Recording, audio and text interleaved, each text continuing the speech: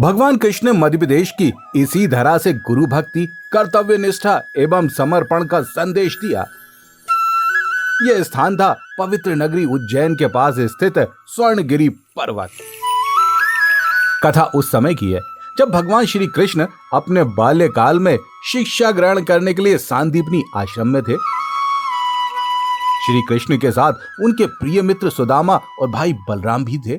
यहाँ सभी महर्षि सांदीपनी से जीवन के विविध ज्ञान और कौशल सीख रहे थे। आश्रम में गुरुकुल प्रणाली के अनुसार सभी शिष्यों को शिक्षा के साथ साथ आश्रम के कार्यों में भी योगदान देना पड़ता था। इन कार्यों में एक महत्वपूर्ण कार्य था वन से लकड़ियां बटोर कर लाना, जो आश्रम के दैनिक जीवन के लिए आवश्यक था। एक दिन महर्षि सांदीपनी ने अपने शिष्यों को स्वर्णगिरी पर्वत से लकड़ियां लाने का आदेश दे दिया। यह पर्वत अपने आप में बहुत विशाल और कठिनाइयों से भरा हुआ था, लेकिन श्री कृष्ण और बलराम ने बिना किसी हिचक के गुरु का आदेश स्वीकार किया और पर्वत की ओर प्रस्थान। जब वे स्वर्णगिरी पर्वत पर पहुंचे तो वहां का वातावरण अत्यंत शांत और प्राकृतिक सौंदर्य से भरपूर था।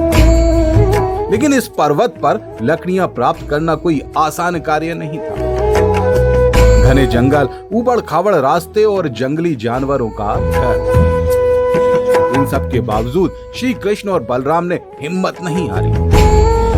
उन्होंने मिलकर लकड़ियां जमा करना शुरू कर दिया और अपनी अलौकिक शक्ति से कठिन कार्य को भी सरल बना दिया। श्री कृष्ण की मुस्कान और उनकी दिव्यता ने स्वर्णगिरी पर्वत को भी मानो जीवंत कर दिया। लकड़ियां इकट्ठा करने के बाद श्री कृष्ण और बलराम ने उन्हें आश्रम तक पहुंचाने का निर्णय लिया। उनके इस कार्य को देखकर अन्य शिष्यों में भी जोश और उत्साह का संचार हो गया।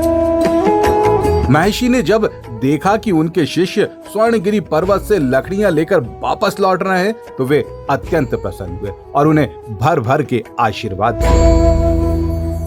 ये कथा इस बात का प्रतीक है कि भगवान श्री कृष्ण ने हमेशा अपने गुरु और धर्म के प्रति अपनी जिम्मेदारियों का पालन किया।